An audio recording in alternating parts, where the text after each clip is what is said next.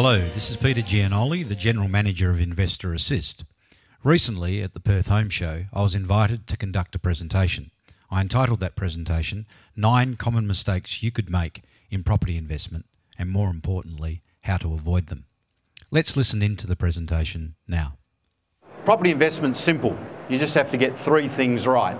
You have to buy at the right price, you have to get it well tenanted by someone who pays your bills along the way, and then you sell it for a great price at the end. If you get those 3 right, simple. However, in the thousands of people we've come across and helped out, people do make mistakes. And today we're going to highlight the 9 common mistakes that people make, and as I say, more importantly, how to avoid them. So let's look at mistake number 1. A lot of people think property investment's a great idea. I'd like to do it, but I really want to buy something that's close to where I currently live. We ask them why, and they're not really sure. Maybe it's because they think they can keep an eye on the property, or they can keep an eye on what's going on around them. But that doesn't always make sense. For example, how many people bought shares in Bond Corporation because they were West Australian and they could keep an eye on him? That didn't go too well. How many people bought shares in Povey Corporation, if you're as old as me, so you could keep an eye on him? Well, that didn't go all that well.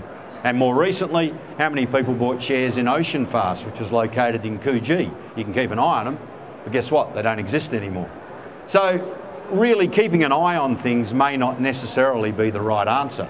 And when it comes down to investment property, thinking about buying something within 5 to 10 kilometres from where you live may not always be the best idea.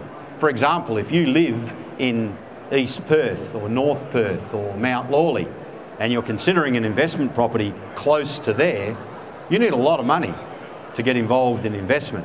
And maybe, just maybe, you could do better with that money slightly further away. Or rather than 1, you might be able to buy 2 properties that could perform better for you. Also, if you're looking at doing a property close to where you live, you may be forced to buy something very old that requires massive renovations. And if that's your first attempt at property investment, that could be not the smartest or safest way to get started. Or thirdly, you may buy a house that's got renovation potential, or you can turn into subdivisions and build a duplex or a triplex. I can also tell you, if that's your first venture into property investment, that's also probably not the smartest thing to do first up, because there's a few pitfalls there as well. So you know what, rather than think about 5 to 10 kilometres from where you live, maybe what you should do is think 20 to 30 minutes from where you live, because the chances are you can get something far more affordable. You can actually get started into the property market rather than wait and wait and wait till you get a big enough deposit. And thirdly, if you get yourself a decent property manager, you don't have to drive by it every day of the week. You don't have to, in fact, sometimes you don't really want to see what's going on with your tenants, because they may not be wrecking your property, they just may be living their life. All right?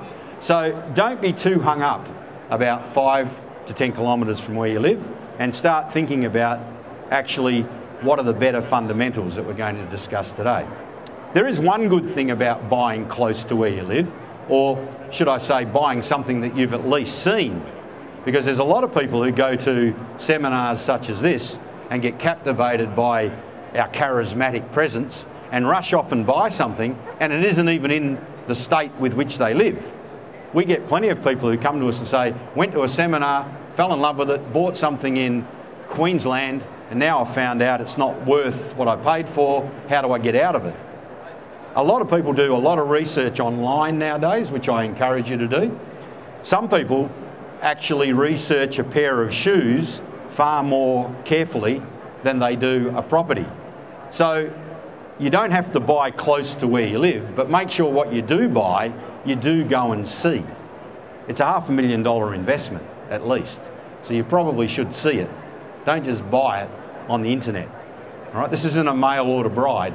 This is a property. You're stuck with it for quite a while. So that's mistake number 1. Mistake number 2 is a lot of people get involved in property, buy a good property, it goes up in value, they think, you beauty, let's sell it, take the profit and do something with it. It's a good philosophy. Does everyone know what happens when you sell it and take the profit? Who's the first person you have to pay? The tax man. If you've held it for longer than 12 months, you pay 50% of the profit in tax, called capital gains tax. If you've held it for less than 12 months, you pay double that to the tax man. But by all means, we should be thinking about buying a property, watching it go up in value, and then using that money. But actually what we encourage people to do is you buy a property that's on the right-hand side, that's your initial deposit, let's say a deposit of about $25,000 to $30,000. You buy a property, you hold it for a period of time or you improve it, it goes up in value, let's say maybe $30,000 to $40,000. Rather than sell it and pay $15,000 to the tax office plus some sales commission, and maybe because you've had a win, we might buy a new car and go on a holiday and do a few other things. Rather than do that, why not borrow against that property, use the equity and purchase a second one? Then you've got another property working for you. You haven't had to give the tax man anything. In fact, if we gear it right, you get a little bit more back from the tax man. You haven't had any money in your fingers to let you go for that holiday. You could if you like, but you could keep a bit more control. And once you've got 3 or perhaps 4 properties working for you, and you get to my age soon and it's time to retire, and I won't be earning any money, then that's the time to sell a property because you're not paying as much tax and you live on that particular property. And then the next one, and then the next one. So you understand that concept? Don't buy, get up a value and sell. Build your equity, roll your equity so that you can build a portfolio. That's the true way a property investor looks at life. So that's a mistake, common mistake number 2. Common mistake number 3 is self-managing tenants. A lot of us think, I could do it. I'll go and manage the tenants, not a problem. Why bother paying a real estate agent to do something that I can do? Well, you know what, last year and the year before, you probably could have done that because rentals were so short in Western Australia that if someone didn't line up straight, you didn't have to let them into your property. It was easy. But now, it's perhaps not as easy. It's a little bit harder. And when you've got a professional property manager looking after your property, they'll fill it far faster than you will. But more importantly, what happens when the person, or if the person, doesn't pay the rent? What happens if the person starts to neglect your property? You can't just go in there and strong-arm them and kick them out. People have rights. And if you've been using a property manager, they know the rights. And they'll be able to orchestrate it correctly, legally, efficiently, so that any things that could go astray don't. So yes, you could save money by managing tenants yourself, but if you choose a property manager carefully and you work through the checklist that we have in this book that tells you how to select a good versus a bad property manager, then you know what? It's actually the best money you'll ever spend. It'll give you peace of mind. It'll let you focus on the important things, which are looking for your next property or earning the money that you earn in your own job, and not worrying about the tough things, about whether the dog's eating the tree in the backyard or whether it's annoying the neighbours or whether your tenants are paying the rent. Okay, so that's not a good thing to do. Mistake number 3. Mistake number 4, honestly, in Western Australia in particular, if you're considering an investment property, then buying in a regional or a rural area is probably not the smartest thing to do. The reason you get involved in investment property is 2. One is to get a tenant who pays your bills for you and your bank loan. And number 2 is to buy a property that's going to go up in value. What is the main reason a property goes up in value? Any ideas here? Demand, exactly. That is the reason. Scarcity.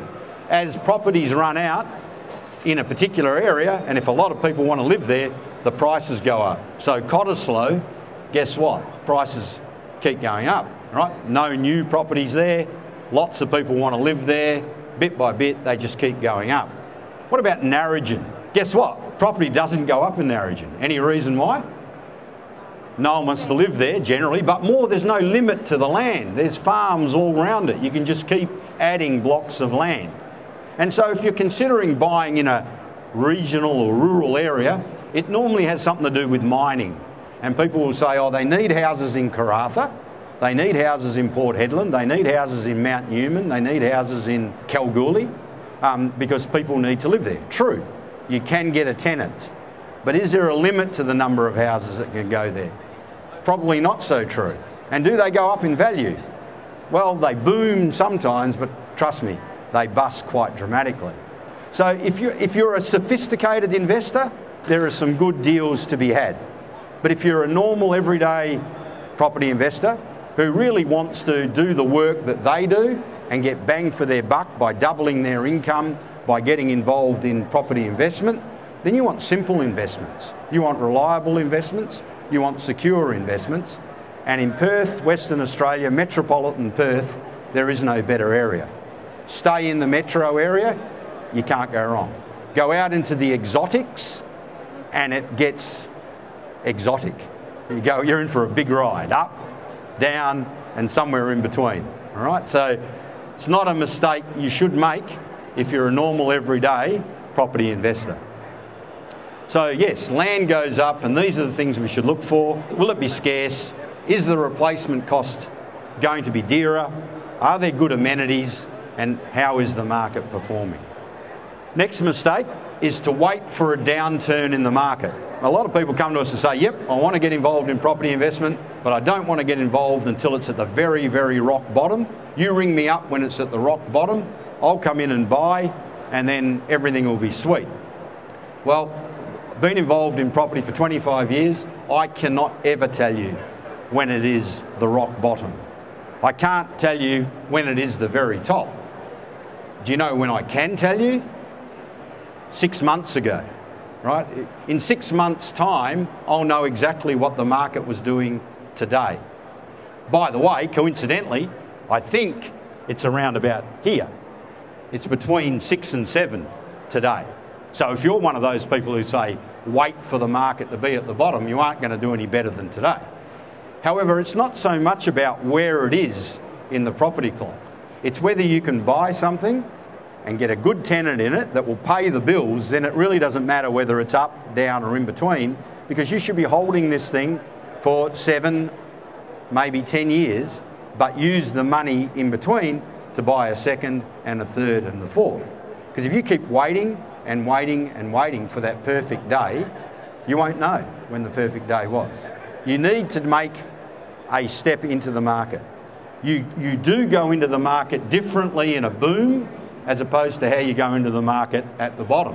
That's a strategy, and that's a whole new talk. In fact, we talk about it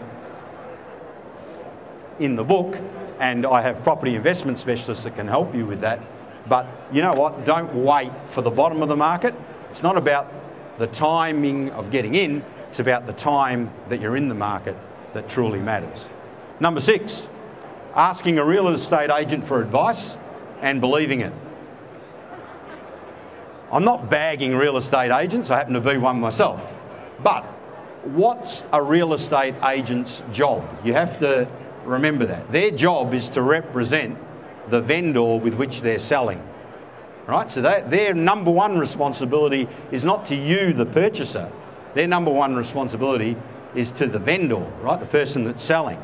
So they may sugarcoat the information. Just remember that, okay? Remember that. When you're talking to one and they suggest to you, no problem, great value, say, yeah, okay, maybe I'll go and do a little bit of research. Right? So what we're saying is we're not bagging real estate agents. What I'm asking you to do is to set up an advisory investment team. Set up a group of people around you. This is a $500,000 decision, plus or minus 100,000, that you're going to make. So you should get good advice. Real estate agents work for nothing. We will give you advice, and if you buy something, we get paid. So you can get advice, not off one real estate agent, but many of them, and compare notes. Mortgage brokers work for nothing. They will go out there and find the best possible loan for you, and if you do something with them, they get paid. But they are prepared to give you advice for nothing. Just remember, if they're giving you advice for nothing, they've got a catch to it. A settlement agent will tell you what structure you should sign up in, and they'll give you that advice for nothing. The only person you need to pay for advice is an accountant. They don't do anything for nothing. But other than that, every one of us in this game will give you advice for nothing. And take it, listen to it, but remember why we're giving it to you, and then make the decision for yourself. Does that make sense? Don't get slicked into something. Don't get one-sided opinion. Get a 360-degree view of what you're considering to do. And you'll find that there's a lot of advice out there. Number 7, buying older properties with no potential to add real value. Now, if you're going to buy an older property, there's nothing wrong with that, but you've got to know what you're getting yourself in for. We encourage people who are wanting to just build a property portfolio and not have too much to do with it. We encourage people to buy brand new properties. The reason we do that is because the tax office offers very, very good depreciation to brand new properties. The tax office says, we believe that a standard family home will depreciate in value from whatever it's worth today, let's say $240,000, it'll be worth 0 in 40 years' time, so you may depreciate that home every year for 40 years at the tune of about $6,500. So that means you can take off your income $6,500 every year. You don't pay it to anyone, it's just a mathematical entry that your accountant does. But if the home is brand new, you can also take an accelerated amount, this amount here, the fixtures and fittings amount. That covers things like carpet, curtains, hot plates, hot water systems, light fittings, because the tax office believes that they depreciate over 5 years. So you can accelerate your depreciation with a brand new home in the first 5 years. So 5 years at $5,000 is $25,000. So if you buy a 6-year-old property, you miss out on that $25,000 worth of depreciation. I know this sounds mathematical, just humour me for a moment, it's worthwhile knowing. So if you're going to buy a second-hand 6-year-old property, what discount do you need before you break even? 25,000 at least, right? You need to see what price it is and say, well, I want a discount of 25,000 because that's what I'm going to miss out in annual depreciation. Number one, if you're looking for a tenant, is the tenant likely to go into a brand new, shiny, sparkling, all appliance working home, or a 7, 8, 9-year-old property or worse? They'll obviously go into the new one, won't they? So a newer home attracts tenants. And if you want to go out and do your day job and not worry about your home, a brand new home has warranties and guarantees and things that builders will continue to fix, versus a 6-year-old home, you've got to go fix it, right? So if you can get a bargain, do it. But if it's line ball, second-hand home versus brand new every day of the week would be the common recommendation. Number 8, buying a home based on the look and feel of the place. You'll be shocked at what some people decide to buy an investment property on. I love the pool in the backyard, just got to have the home. I love the tree around the home, just got to buy it. Did you see the artwork on the wall? Have to buy it. You don't think like that if you're a property investor. How do you make decisions as a property investor? What do you base it on? Numbers, right? You've lost emotion when you become a property investor, right? You've now become a cold, hard, calculating numbers person. So don't get caught up in any romance.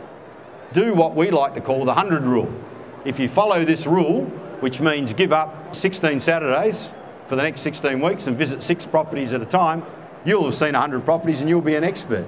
How many people are going to do that? No, okay, not many. Right, well then trust someone, maybe my team, to do it for you. What's wrong with that? Nothing, but we might be guiding you somewhere. So how do you check that we're not feeding you lies? Do a bit of it yourself, just a bit of it.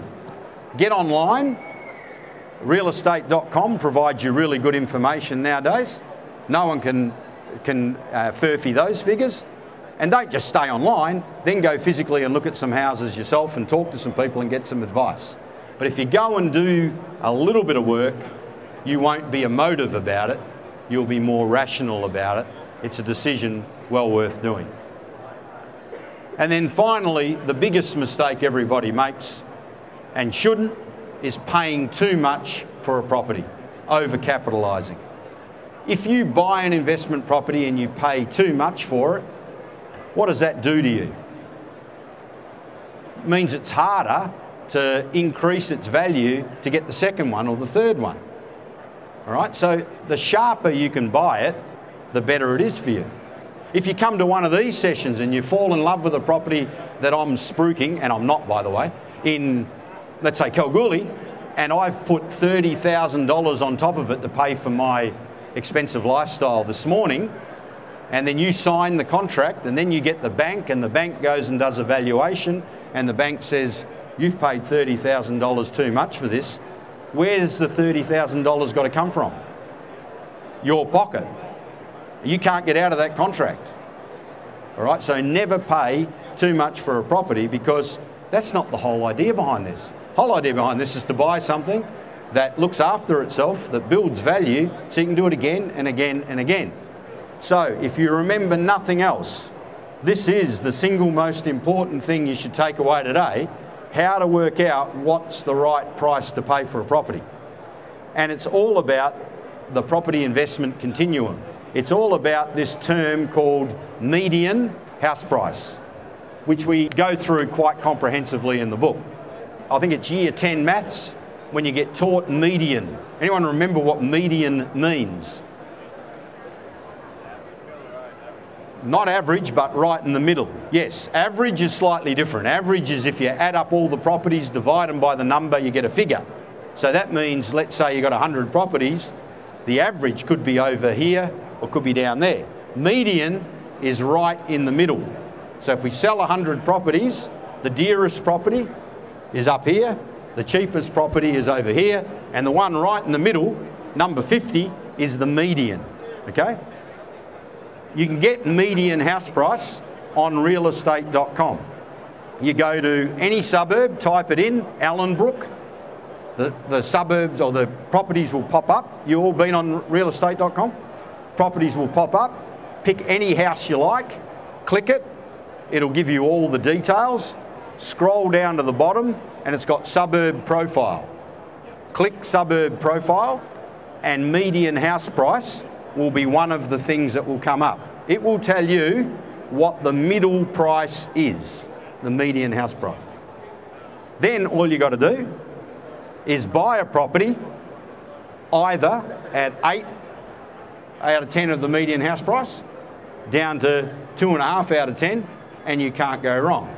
Okay, so the 1 out of 10 is the knocker-downer, you'll fix it yourself home, the worst house in the street. The 10 out of 10 is the Italian home that my parents live in, that's got a lion out the front, no lawn, cement, right? That's the 10 out of 10. Italians never sell anything anyway, so they never pay too much. And investors, you guys, should buy something between the 3 and the 8. If you're my age, pushing 50, I'm probably going to buy closer to the 8, because I don't have the time. So I want it to be a well and truly in the money property. If you're younger, you might go more towards the 2.5 to 3. That is how you know whether you're paying too much. Or more importantly, if you're putting together buying a block and building a house, doing it wholesale, the two ingredients will add up well, or should add up, well below there. So when you're deciding, do we put a pool in the backyard and the pool's going to take you over, you go, not going to do it.